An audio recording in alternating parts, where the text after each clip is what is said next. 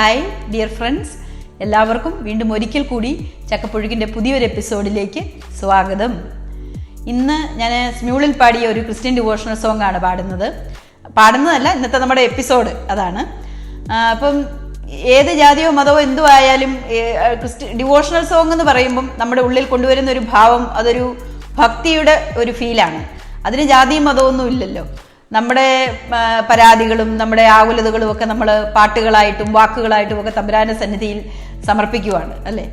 അപ്പം മിക്കവാറും എനിക്ക് തോന്നുന്നു ഈ പ്രാർത്ഥന എന്ന് പറയുമ്പോൾ ഒരു പരാതിപ്പെട്ടി തുറക്കുന്ന പോലെയാണ്. പലപ്പോഴും നമ്മുടെ ആവശ്യങ്ങളും നമ്മുടെ ഡിമാൻഡ്സും പിന്നെ നമ്മുടെ സങ്കടങ്ങളൊക്കെ നമ്മൾ തമ്പുരാനോടല്ല വേറെ ആരോടാ പറയുന്നതല്ലേ. ഭൂമിയിലെ മനുഷ്യരോട്, ഈ ലോകത്തുള്ള നമ്മുടെ പ്രിയപ്പെട്ടവരോട് നമ്മൾ വിശ്വസിച്ച് നമ്മുടെ സങ്കടങ്ങളിൽ പറയുന്ന പല കാര്യങ്ങളും വാക്കുകളിൽ പിഴവ് പറ്റാത്തവൻ അനുഗ്രഹീതൻ എന്ന് പറഞ്ഞ പോലെ പലപ്പോഴും അത് നമുക്ക് തിരിച്ച് പാരയായിട്ട് വന്നെന്നും വരാം അല്ലേ.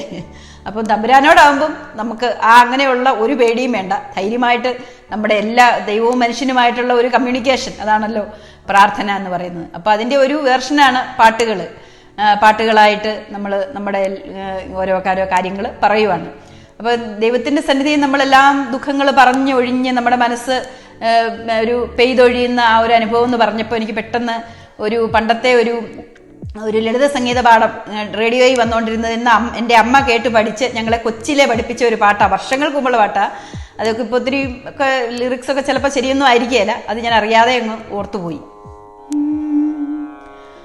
അനുഭൂതി വിവശമാ അവിടുത്തെ അനുഭാവം, അഗതിയാമടിയൻ്റെ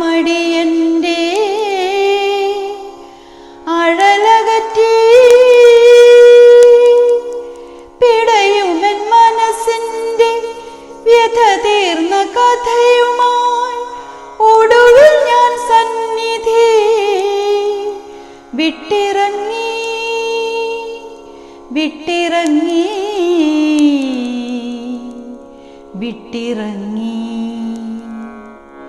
ശിവരാത്രി ദിവസത്തെ ശിവപൂജ തൊഴുതു ഞാൻ, ശിവപഞ്ചാക്ഷരി ജപിച്ചു നിൽക്കേ.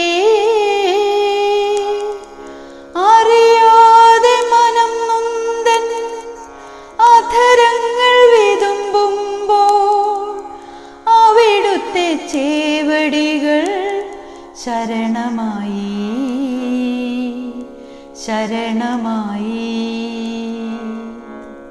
അപ്പോൾ ഞാൻ പാടിയ ഈ ഒരു ഡിവോഷണൽ സോങ് നമുക്കൊന്ന് കേട്ടു നോക്കാം.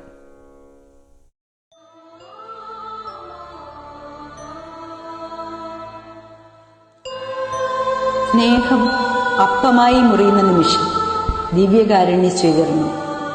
സ്നേഹം ത്യാഗമാണെന്ന്, സ്നേഹത്തിന്, ത്യാഗത്തിന്, സഹനങ്ങളെ സന്തോഷമാക്കാനും നൊമ്പരങ്ങളെ മധുരമാക്കാനും ഒക്കെയുള്ള ഒരു ശക്തിയുണ്ടെന്ന് ഒരപ്പത്തിന്റെ രൂപത്തിൽ നമ്മിലേക്ക് പറന്നിറങ്ങി വന്ന് ദിവ്യകാരുണ്യനാഥൻ നമ്മെ ഓർമ്മപ്പെടുത്തുന്ന, നമ്മെ ശക്തിപ്പെടുത്തുന്ന ദിവ്യമായ നിമിഷം, ദിവ്യകാരുണ്യ സ്വീകരണം.